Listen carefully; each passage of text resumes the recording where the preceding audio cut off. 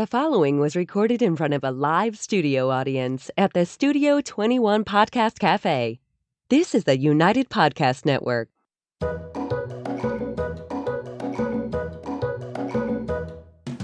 Welcome to the Quirky Dog Podcast, inspired by some of the quirkiest dogs you can ever imagine and the owners who love them. This podcast is brought to you by the quirky couple themselves, Scott and Jess Williams. Their aim is to educate and entertain. Here's Scott and Jess. Welcome, guys, and happy Wednesday. We are here coming to you from Salem, New Hampshire, and we are going to talk about boarding your dogs this week. There was this tragic story that was getting tossed around the internet, and we're going to talk a little bit about what to look for, what to worry about, all of these things. But first, we're going to start with the quirky tip of the day. And let me get my pig. Good job with the pig. And the quirky tip of the day is do a little bit of research before you board your dog at a new facility or a business that you're not familiar with. Don't assume all dog professionals are created equal. And I'd go one step further and say do a test run. If you want to go away for a week or 10 days, 2 weeks on a big vacation, take your dog to wherever you're planning on keeping them for a weekend. 1 night, 2 nights. Yeah, see how it goes. This today we're going to talk not only about boarding, but also like board and train programs, because that's a big thing and there's a lot of stigma around that, and just really what it means to have someone else watching your dog. I mean, we barely leave ever. Like, we are always very concerned about where our dogs are and who's watching them and everything else. Yeah, I think we've touched on this a few times in different podcasts, but we just read the story recently about someone that lost a dog at a it was a dog daycare. It wasn't even a board and train facility. Well, they do training, but the dog was in for boarding. It was Canine University in Chicago. They've since taken down all of their social media. And what did you think when I sent you the write-up that the trainer had said? I mean, it was pretty appalling. It was just irresponsible. It was an accident, and accidents can happen. Obviously, there wasn't protocols in place to prevent this type of accident from happening. But also the fact that it was kind of covered up was the worst part of the whole thing. Yeah. That they didn't come forth immediately to try and save the dog, get the dog help, contact the owners, and get everything out in the open as quickly as possible, because that's the only way you should handle these things if something like that is going to happen. Yeah, so what happened with this particular place is they do like a pick-up, drop-off service, which a lot of places do, and it makes the mornings easier for people that work, during the week and everything else. So they went around and picked up a bunch of dogs, and the dogs, I guess, are loose. They're not actually crated while they're being transported, and, some places do that, some places crate, but for safety's sake and for, a head count sake and everything else, crates are normally a good way to go. So there was a dog that was left in a van from 7 a.m. to 12:30 p.m., which is a long time. It was 86 degrees that day in Chicago, and this happened to be a husky. And when it was found, it was still alive. It had, feces on it and urine, and it was going through a lot, obviously, with its body. And it sounds like, from the way that this trainer who worked there told the story, that they didn't call a vet. They tried to call a vet, but they didn't bring the dog to a vet, and they tried to kind of cover this up. And then the dog, unfortunately, passed away in their offices. And I mean, reading the story and the comments, and then also the training facilities, response to all of this and the comments there. I was physically ill this week. I mean, it was like very, very hard for me to see. And I think part of that is because obviously we love dogs and we care about dogs, but like Scott and I do this for a living. Like, we take other people's dogs, and it is like a 24/7, this is what occupies who we are, what we do, 2 a.m., anytime. Like, we are always thinking of those dogs. So I guess the negligence really kind of hit me to my core, and it made me physically ill. It was terrible. Yeah, and I think there's a lot of people that get involved in the dog industry, advertised as a multi-billion-dollar pet industry. Yes, completely. And people that are not dog trainers. Or dogs, anything. Yeah, they just want to, and I've met a few people like this that have opened facilities and purchased facilities where they made a lot of money in the stock market in some type of financial endeavor. And so they want to get involved in dogs. They think, oh, this will be cool. And they buy a building and they make a dog daycare. But they have no plans of actively being involved. And once they are, they realize this is a lot of work. This is not a fun investment. And leaving some kids there that are making, $1 over minimum wage, that don't have a lot of training, and getting as many dogs in as possible to make as much profit as possible is really a recipe for a lot of bad stuff to happen. There's a lot of fallout there. And the money, it does come in, and it is good money and everything else. But, I mean, there were accounts that, like in daycare yards, there were about 100 dogs in some yards and only 2 people watching. There were people that were just living in the neighborhood saying that the way that the drivers drove was reckless. There were previous clients posting pictures of, like, scars that their dogs came home with. Previous employees talking about, practices and covering things up and lack of cleanliness and even some sexual assault. I mean, it just sounded crazy. It just sounded just not good. A lot of that is hearsay. We don't need to, don't even want to go down that road with that company because we weren't there. We don't know it. We don't, but we know that a dog passed away. The amount of number of comments and everything else in these threads was just insane. So we're going to talk about what to look for and everything else, because what was interesting to me is one person, I read for a little bit and then I just had to put it away. And now the thread that the training facility had up is gone because they've taken down all of their social media because it was all so scathing. But one person commented and said, this is systemic with any boarding facility or with any place that does board and trains or any place that basically works with dogs. And I kind of want to touch on that today and give you guys some tips of what to look for, like what good things that you could be looking for, what attributes would you want to see in a place. And there are safe places to leave dogs. It happens every day. Dogs come home, they're happy and everything else. So to me, this is not a systemic problem. And I would say that mostly just because this has been my blood, sweat, and tears for a decade and you almost 2 decades. I mean, how long have you been going? 20 years. I mean, this is what we've done. Like this is not without problems. Yeah. We've had health issues Stuff with comes dogs. up. Yeah, we had a dog that got a spider bite one time. The whole foot swelled up.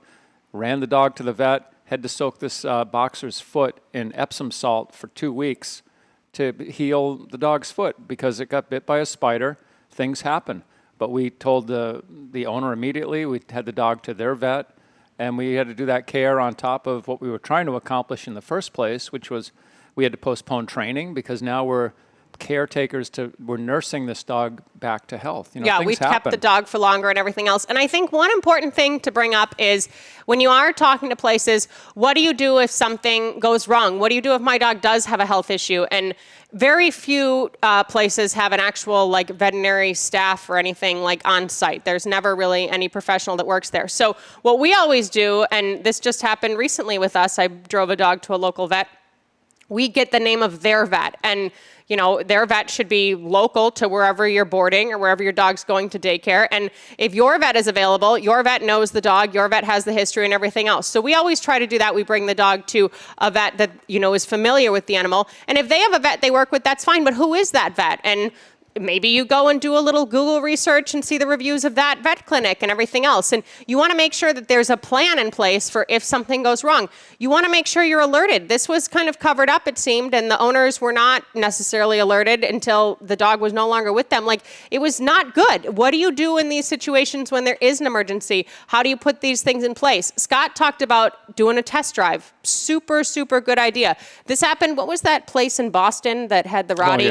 What was the city, Brookline or something? Yeah, it doesn't matter. It doesn't matter the name of the place, but there was this little daycare in a suburb of Boston. Well, it was one of those real nice high-end Yes. boarding facilities that has the glass, and you look in, and there's a whole bedroom, like a human bedroom in there for the dog. That's a suite that would be, more than leaving him in a dog run, for example. So it's a really nice facility. And you can just book online at a place like that, which is no convenient. Evaluation of the That's dog. convenient, but that doesn't necessarily mean that like everything is going to go well once the dog gets there. That dog turned out to be way too much for that specific facility. Well, that dog was too much for anybody. Yeah, that except dog us. was barely. It was a dog. He was barely welcome with us towards the end. It was a Rottweiler that had aggression issues. But the guy ended up driving. They called him at like midnight, and they're like, "Dude, come and get your freaking dog. We cannot handle him." Yeah, he everyone's drove afraid.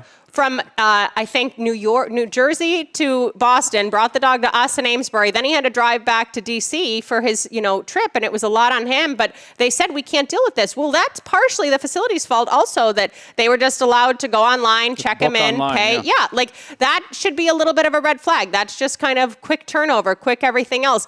How do you feel when you go there? I think that is really important. Just like gut intuition about. And how does it smell? Oh my gosh! How yes. does it smell? Another thing on the side of the dog care providers, we've had several dogs come in with health issues, existing health issues that we spotted immediately within 24 hours. to the point where we started getting health certificates on every friggin' dog. Before they came in, we wanted to see that this dog has been checked out and it's healthy. We've had dogs come in with rotting teeth so bad, the smell was coming off of them, and Jess would stick a thermometer in their butt, and they had a temperature from rotting teeth. We had a dog come in that had in the evaluation, the dog didn't have a cut, but on the day of the drop-off, it was for a long weekend over Thanksgiving, it had a laceration on its hip from running in the woods or something. Small, but it was licking it. It was licking it and had a lot of aggression issues, and we had to cone the dog, and that was an ordeal, and that was day one. Especially since we didn't have a relationship with the dog so yet. I called the lady, said, come get your dog back. When that laceration is healed, then we'll start training. And she had to come back on Thanksgiving Day and get that dog because we could see the potential and this is a 2-week thing, that hip could have got way out of whack from licking, and for us to cone that dog every day with the level of aggression that dog had, I wasn't getting a chance to establish a relationship with the dog. First thing we had to do was hold it down, put the cone on it, big fight, and that's how the dog was getting to know us, is the people that came and coned it had to take it off and on 2-3 times a day so the dog could eat. And so we really got into that paranoia of, okay, every dog has to have a health cert. And honestly, that's not if somebody asks you for that shouldn't offend you. Health certs are not that expensive. And it actually works in your favor because the dog's healthy. You want to see the dog come home healthy. Exactly. You could even do it for your own sake. If you're boarding somewhere, just have your vet. I mean, vets are very busy right now after COVID, but have your vet give the dog a once-over. And I want to talk about this smell thing real quick because that is so true. I'm glad that Scott brought this up. So many people will be like, oh, it's dogs, dogs smell. We had a company, a dumpster company. We didn't go with them. I don't remember what they were called. They wouldn't go with us. The guy, maybe they. Too small I'm not sure. For them. I don't know. It was another whatever. When we had our facility in Salisbury, we had a 3-year lease there. It was a 4,200 square foot facility, and we had a license for up to 50 dogs at a time. And I had these nice, agility mat floors, these Comfort King floors, rubber floors. And the guy walked through the facility, the guy that worked at the dumpster company, and he goes, "Well, this will be the last time it smells like this in here." And I didn't really get too upset, but I swear to you, we sold those floors to another facility, and that place really didn't smell much different the last day we moved out. Like, I had that place cleaned every single week. Like, there is no reason we had professional cleaners come through and clean that whole there is no reason, place. even if it's a kennel setup, it can get hosed off, that a dog place should smell foul. I used to get dog food at a place in Nashua. I stopped going to get raw dog food there because I couldn't even stomach walking in and smelling the smell, and then the, scentsy stuff that was trying to offset it. It just made me nauseous. So just because there's animals doesn't mean it needs to smell. Even the volume of animals doesn't need to smell. There's a very well-run place in New Hampshire, Amherst, New Hampshire. They have agility trials there all the time, tons of daycare there all the time. It's not just a huge stench factor, like, it's kept up. So that is a very good indication about how does the place smell when you walk in, and do you feel good about it? I would say noise is something, and, getting back to how, the smell, the yard where the dogs pee and poop, take a peek out there if you're allowed to. Is it picked up? Yeah. Or is it filled with poop from 4 or 5 days worth of dogs pooping out there, where some dogs are eating it, other dogs are stepping in it?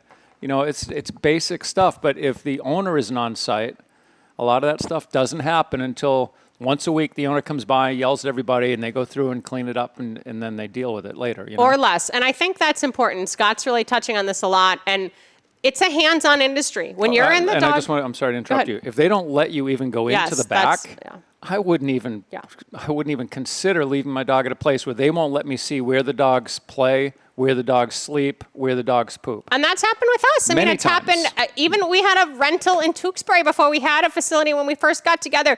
A little tiny rental in this small suburb of Boston. And this couple, they were a very nice couple. They had a little lab puppy. They said, "Hey, we want to come see where the dog stays." I'm like, all right, have them over to the house. Like, it was no pain, no gain. They did a boot camp with us, but it's not, we have nothing to hide. There should be no reason to hide anything. And if they're not comfortable with the setup, then don't come. Yeah, that's and the other side. it's Don't totally, bother. it's one thing, I'm not saying that you have to go and pet every dog there that's at the daycare and everything else, but you should at least be able to have a visual. Because we did that. That was we had a no policy of strangers going into the dog room because I didn't want to upset the energy of the dog room at Faneris. Which was a very legitimate concern. And we had dogs with aggression. We didn't need them all going up and getting all worked up, but I could show that whole room. They could look through a window and they could see what that looked like, how dogs were kept and everything else. So that's a huge point. If you want to see where your dog is going to be staying, sleeping, how it's kept, everything else, you should be able to. And if that's a big, like, oh, no, we don't do that, that's not our policy,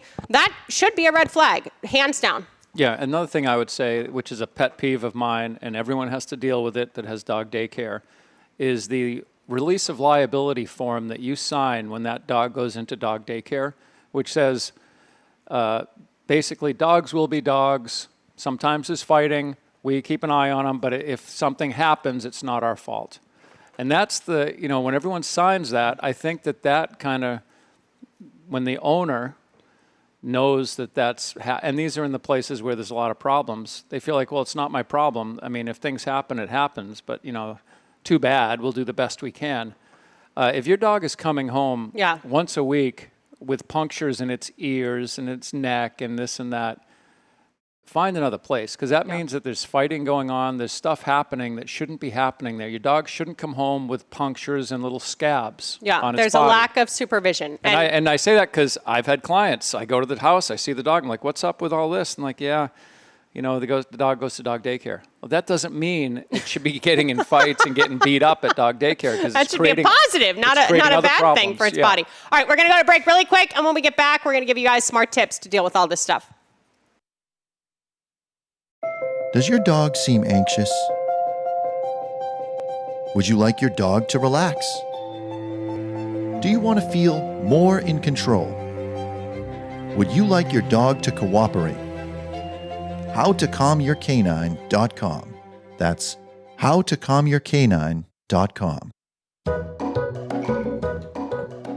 Okay, so Scott's talking about, especially with a daycare setup, if the dog's coming home with punctures, everything else, obviously stitches more than once should be a huge concern, or multiple dogs with stitches, within a small amount of time. That's not normal stuff. A lot of daycares, dogs come home dirty. They're out, they're running, they're hiking in the woods, whatever else. That's all fine if you want to groom your dog, but that to me is not a big concern. That means the dogs are out running around, having fun, and whatever happens with the grooming and, your house when the dog gets home, that's a different situation. They shouldn't be going home like they're ready to go to Westminster after they leave, a situation like that. That's not their job. They're out, they're rough, and they're tumbling, and they're having fun. Yeah, well, if they're covered with dog poop, I'm not bringing my dog back here, I tell you right now. Another thing I wanted to mention is, when a dog is going in for a boarding and training, I'm not talking about the daycare, but either just a straight boarding for several days or a boarding and training situation, the dog is going to have stress that first couple of days going in. New environment, they're not sure what's up. Their whole world is changing. Typically, from whatever was going on at your house, the structure should be different in this boarding facility. And that is going to lower their immune system a little bit because of the stress. So if you have an older dog, they're more susceptible to having some type of a medical issue. GI, now, something. Keeping all that in mind, the last thing you want to do is fill that dog up with vaccinations the day before it runs in there, or start them on a new food, or start them on a new medication right before they get thrown into a new situation, because it's going to make it way harder for the people that are caring for your dog, and it's going to be a lot harder on your dog. They could be having an adverse reaction to this new food. You might think, oh, it's a good time for me to change the food. We'll give them a new bag of food as they go out the door. And I say this because people do this stuff. You need to do some adjusting at home. And you want everything to be as cohesive as possible. And that's another good point, too.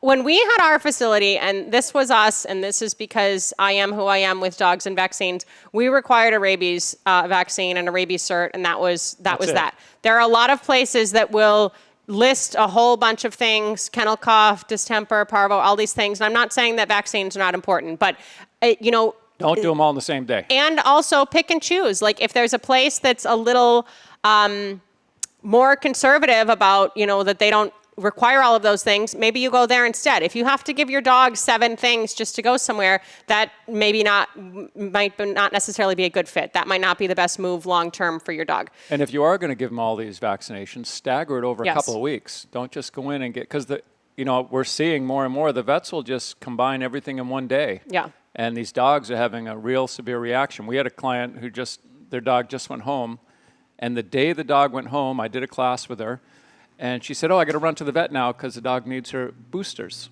It's a young pup, and the dog got lepto and something else combined.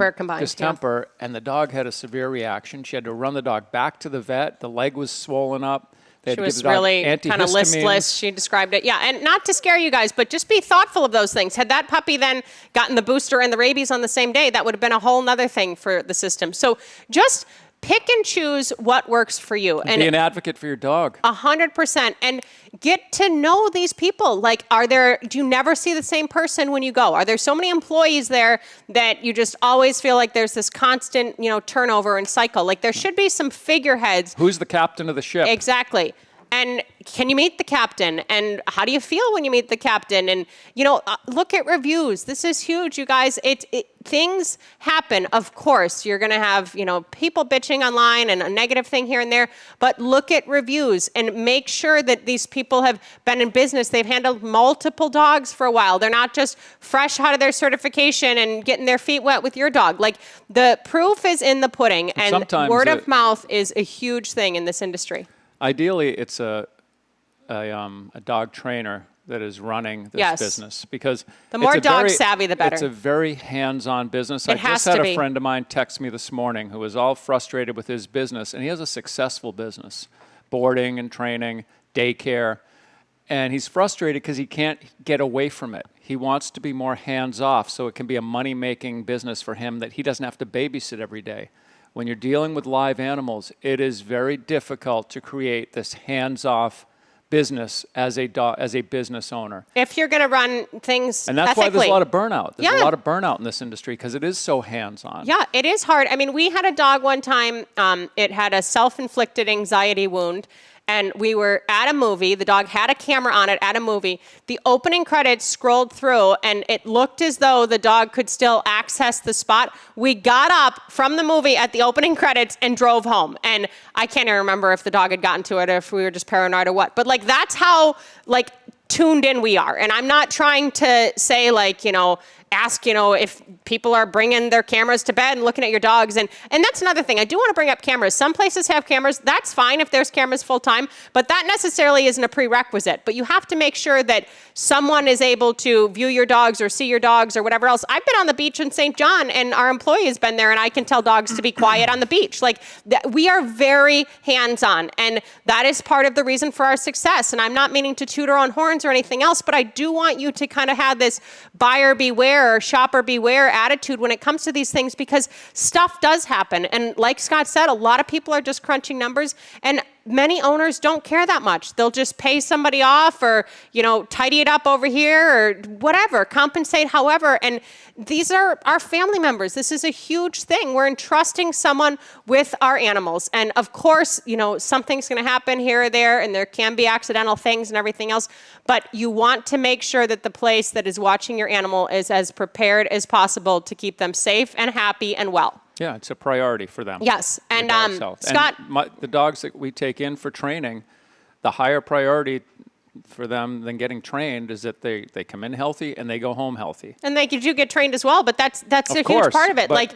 They can't go home. There's facilities. There was a facility in this area, and all of a sudden things kind of got weird and they moved to Florida. The couple was arrested. They were arrested with 10 dogs in a U-Haul in Florida. It was like a crazy story. And they were on drugs. Yeah, the kids were taken away from them. We knew these people personally. It's not, the dog world is not as just fluffy, happy, everybody's great and everyone's fine. Do your research on who you're working with and where your dogs are going. That is a huge thing. And Scott mentioned food earlier, and I want to touch on food. Some places will feed whatever they feed, and that's their policy. And if that is where you go and that works for you, that's okay. I know that works okay for some places. I would prefer a place like we do that's going to cater to whatever you're already feeding. If your dog is on Oma's Pride Raw, that dog should be getting that. You should obviously be providing it, but that dog should be maintaining the same diet. It shouldn't be such a hassle that, now I have to do the food for the dog. These are just basic things. Yeah, we have freezers for whatever people give us. We make sure that is what the dog is getting. There was a facility in, I think, Tewksbury or Lowell near us. It's called the Dog Nanny. I really like that place too. They do a lot of dogs are out of crates. It's kind of like a home setup, but their protocols are so intense. When I went there, we left one of our dogs there when we hiked Half Dome because I'm like, I don't know, is she going to be able to be in a crate for 5 days? She's freaking old, let's let her live on a couch. They took out her medicine. She was on DES and Proin for incontinence. They took out her pills and they counted every single pill upon check-in and upon checkout. Like, that's pretty good protocols. And the more protocols you have in place, yes, sometimes it gets nitpicky and everything else, but the better run the place is going to be. I also want to say about the dog nanny. At that time, I don't know what it's like now, but they had 17 employees. Yes. And there's a lot of dog daycares that have 100 dogs and 2 employees in there. Terrifying. And that, it's not to harp on daycare. And it was all broken up by big dog, little dog, energy of the dog. They had different runs. Huge evaluation there. Like, if the owner is not OCD and doesn't kind of make sure the employees working under them are OCD in regards to cleanliness, in regards to protocols, in regards to animal sense in a certain way, you need to have someone that has a little bit of animal sense there. That's a red flag. Like, you shouldn't, I'm not saying that you need to sit down and interview someone for an hour, but if you ask a few of these questions and they don't have answers to them, or they have to defer to someone else, that's not a facility-wide protocol, So these things, it's not. And I'm sorry to interrupt you, but I know that when that one comment was made about that it's systemic in the industry, my gut immediate response was defensive. No, that's bullshit. It's not systemic. But I did a little video last year on these board and trains, and is your dog going to even survive it? And it was kind of a shock video, dramatic type video. But I did a 5-minute Google search and was able to find like 6 different news stories of dogs that were killed not intentionally killed, but died in a board and train environment. And it reminds me of even the English Bulldog that they dropped off at the daycare that had a pool, and they said, it was in Arizona, and they said, listen, the dog can't friggin' swim. It's a bowling ball. Do not let it swim. Oh, no problem. We got you covered. The dog jumped in the pool and drowned. Yeah. And the dog was there for 1 day. Yeah. And the dog drowned. I think just disclosure is a big thing. Just open communication is a big thing. There was a facility that put bark collars on dogs but didn't disclose that they did that in daycare, and they got a lot of heat for that. As well, they should have. But just be open with your clients. You need to keep the line of communication open. If something's happening, you need to let the owner know that it's happening. You need to be contacting their personal vet that it's happening. Like, the open lines of communication are important. And no, you're not going to have 100% success with everything you do. But you need to feel like these people are genuine, these people are on site, and these people freaking care, because we really do. And I think that's why this whole situation for me was just so gut-wrenching and riveting, is because I could sit here and start crying right now talking to you about how much we care about the dogs we care for. And it's true. It is the lifeblood of who I am and what I've done with my time for over a decade now. And it matters because I know how much my dogs matter to me. So we're taking care of other people's dogs that matter just that same amount to them. And that is a huge, huge responsibility. And it should not be taken lightly. No, and I've, through my meditation and whatnot, I'm doing a much better job, and I'm not joking when I say this, at letting go of all these clients and all these dogs once they leave our facility. Yeah. Because quite often they don't get the care at home that we give them, and they're swallowing socks, having obstructions, eating corn cobs, and people are like, oh, well, I don't know, I can't watch the dog every minute. Meanwhile, we're watching dozens of dogs all the time, and rarely have any kind of incident, let alone an obstruction. And that's people the same have thing. one friggin' dog. Yeah. And the dog is getting obstructed, and this is happening, and that's happening. And accidents, of course, happen, but it's more so the case with the training also is that, people are all on their own journey, and we can only do what we can do, and we can show the result, but, people... Scott, letting go is true, because part of the burnout in this industry, not to get too deep into the dog stuff, is that if you're carrying every client and every dog with you throughout every moment, then it does get to be too much. It is too much of a burden. And the dogs you have in your care matter, clients matter, keeping them happy matters and everything else, but people are gonna do what they're gonna do, and you can't care more than them. That's the bottom line. And we did that for a really long time, and of course we do when the dog is with us, but after that, it's live and let live, and we have to move on with our life also. Yeah. So we're trying to be positive on this topic. I don't want you guys to be afraid of... There's a lot of good facilities out there. There's a lot of good daycares. I don't know if there's a lot. I personally know of some great daycares. We had Noelle out from New York did a podcast with us. She runs a great daycare.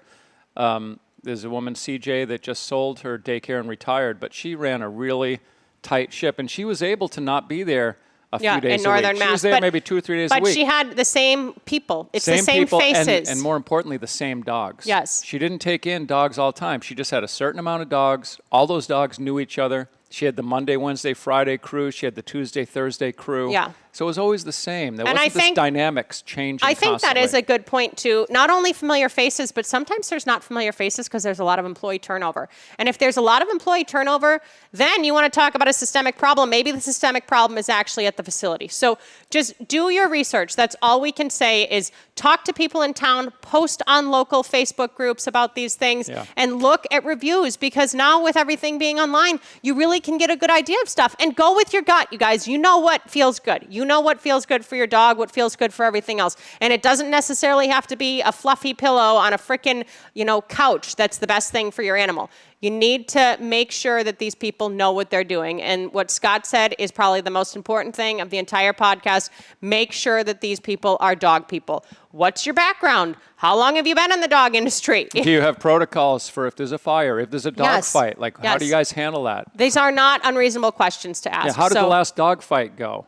Yeah. If they say, oh, we never have fights. Well, if it's a dog daycare, there's going to be a fight in there once in a while. And these kids, and there are a bunch of kids working there, they should have some training on how to break up a fight. Because about 10 years ago now, there was a guy that bought a dog daycare that was pre-existing. He was from another industry altogether.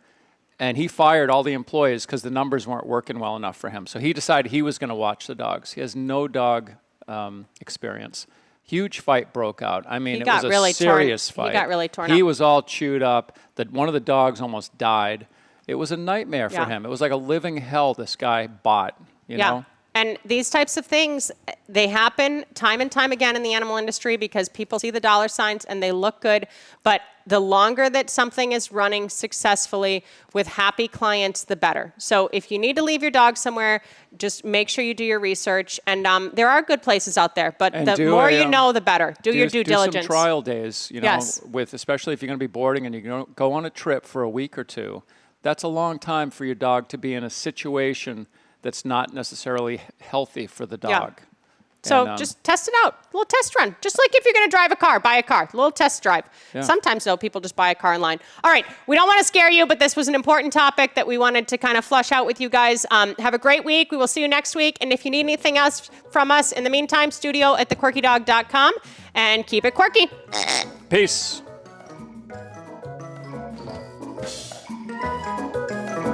The views and opinions expressed by the hosts, guests, or callers of this program do not necessarily reflect the opinions of the Studio 21 Podcast Cafe, the United Podcast Network, its partners, or affiliates.